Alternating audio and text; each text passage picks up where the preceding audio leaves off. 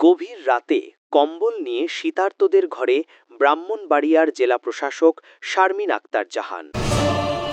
দেখছেন digitalbrahmanbaria.com।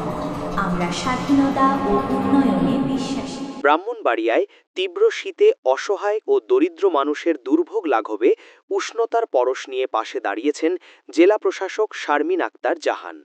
বৃহস্পতিবার গভীর রাতে তিনি সদর উপজেলার প্রত্যন্ত গ্রাম সেনদের আশ্রয়ন প্রকল্পে ছুটে যান এবং শীতার্ত মানুষের মাঝে নিজ হাতে কম্বল বিতরণ করেন।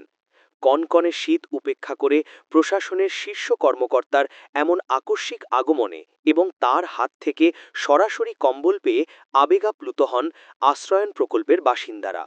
তারা এ উদ্যোগকে স্বাগত জানিয়ে গভীর সন্তোষ প্রকাশ করেন।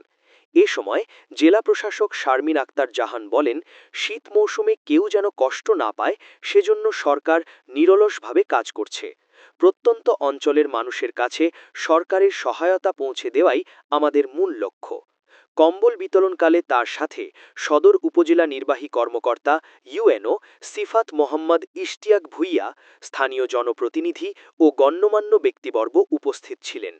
জেলা প্রশাসন সূত্রে জানা গেছে, ওই আশ্রয়ন প্রকল্পের ৩৫টি অসহায় পরিবারের মাঝে কম্বলগুলো বিতরণ করা হয়।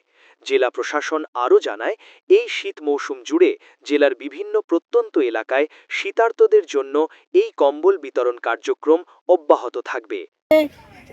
আমার অফিস রুমে বসে দিলে আসলে বোঝা যায় না যে আসলে তার প্রকৃতপক্ষেই তার কম্বলটি প্রয়োজন কি প্রয়োজন না। যার জন্য আমার কাছে মনে হয়েছে যে আমরা একটু অন দ্য স্পটে গিয়ে যারা আসলেই যাদের কম্বল প্রয়োজন হতদরিদ্র তাদের মাঝে দিয়ে আসি। যার জন্য আমাদের আমাদের আশ্রয়ন প্রকল্প এখানে কম্পারেটিভলি অত্যন্ত হতদরিদ্র লোকজনই থাকে, তাদের মাঝে কম্বলগুলো দিতে পেরে আমার ভালো লাগছে আমাদের।